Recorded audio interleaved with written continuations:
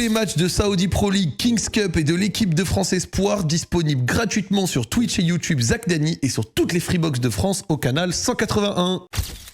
La deuxième news,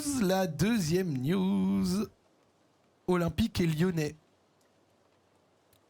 Les Bad Gones opposés à la venue de John Textor à l'Assemblée Générale mercredi. Donc c'est mercredi, c'est quoi, c'est demain ? Peut-être demain. Mercredi se tiendra l'Assemblée Générale des actionnaires de l'OL avec John Textor. Et les Bad Gones se sont officiellement exprimés contre sa venue. Et c'est une réunion comme il en existe plusieurs dans la vie d'une entreprise. Pourtant, l'Assemblée Générale destinée aux actionnaires de FG crée quelques remous. Le RDV doit avoir lieu mercredi 28 janvier, donc demain, et à Dessine, on se demande si John Textor sera de la partie. Comme nous l'expliquions lundi, cette interrogation est latente et il est question de savoir si l'Américain se présentera en personne ou s'il enverra ses représentants. Je vais commencer en utilisant un langage qui n'est pas très beau, mais John, tu n'es pas le bienvenu et tu as tout le loisir d'aller te faire foutre bien profond. Rappelons que le patron de la holding Eagle Football n'a plus remis les pieds à Lyon depuis la relégation et il ne semble plus être le bienvenu entre Saône et Rhône, en tout cas pour les BG. Je pense qu'il n'y a pas que les BG. Les membres du COP Virage Nord ont affirmé dans un communiqué leur opposition à la présence de l'homme. Alors que le travail de la direction actuelle pour remonter à la pente est en cours, l'idée de voir celui qui a failli couler notre club venir se pavaner nous est insupportable. Nous espérons que tous les amoureux de l'OL partagent notre avis. Et c'est le cas.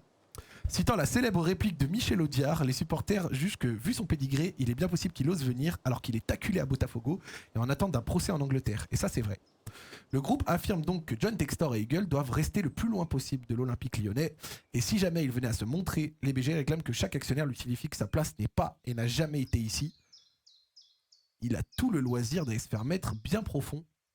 John Textor, sa place, elle n'est pas dans des conseils d'administration, elle n'est pas dans des clubs de foot, elle est en prison pour magouille intensive, triche, mensonge. Rappelle que Botafogo est interdit de recrutement parce qu'ils n'ont toujours pas payé le transfert de Almada acheté à Atlanta United. Et je peux vous assurer que la tension autour et au sein d'Eagle, de l'OL et de Botafogo n'a jamais été aussi haute en dehors de la DNCG. Textor est en train de faire des siennes pour s'en tirer du mieux possible personnellement et ça rejaillit partout, déçu de louper l'AG de demain. La question est, est-ce que tout ce qui se passe ou va se passer va dans le bon sens pour l'OL? Tant que Textor est tenu à l'écart de l'OL et est bloqué dans ses choix par Arès au niveau de la Bitco, oui. Il a l'air d'être plus préoccupé par Botafogo dans les discussions, donc bon, un troc serait le mieux pour l'OL. Donc c'est plutôt pas mal. Et on voit, s'il récupère Botafogo, le scénario le plus probable serait qu'il paye Arès, ce qui rembourserait en partie la dette d'Eagle qui pèse sur la. Oui, pour ta première question, et pour la deuxième, ce serait la logique, vu la réorganisation d'Eagle, mais sans info publique probante, on reste dans la supputation. Et dans ce scénario, l'OL sortirait d'Eagle. J'ai vu passer 2-3 de vos tweets sur le changement d'actionnaire Bitco, mais pas sûr d'avoir saisi. Ok, très intéressant ce que nous dit Malek, le bon vieux.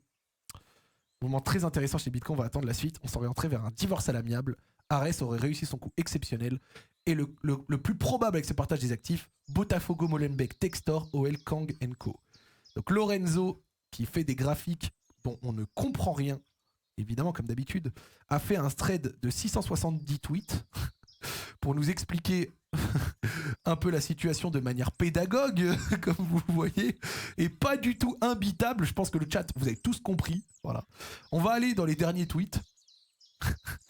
Donc, pour 50 millions, la probabilité est forte que pour la même procédure s'applique. Textor semble encore faire de la com et veut donner le mauvais rôle à Arès. En attendant, Arès semble préparer un divorce entre les clubs à l'amiable. Et si j'étais espiègle, l'espièglerie, l'interview illustre les dires de l'excellent AG Sportlight.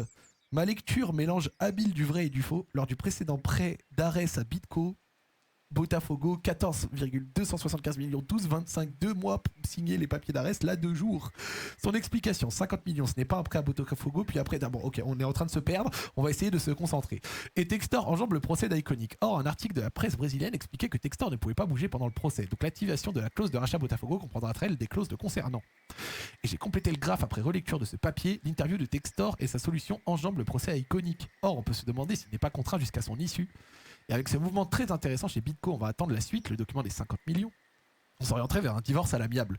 Arès aurait réussi son coup exceptionnel, le plus probable. Donc on va juste retenir là. On va retenir, je vous mets le thread dans le chat si jamais vous avez envie de le lire.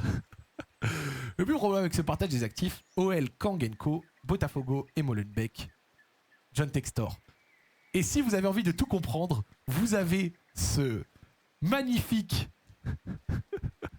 graphique extrêmement simple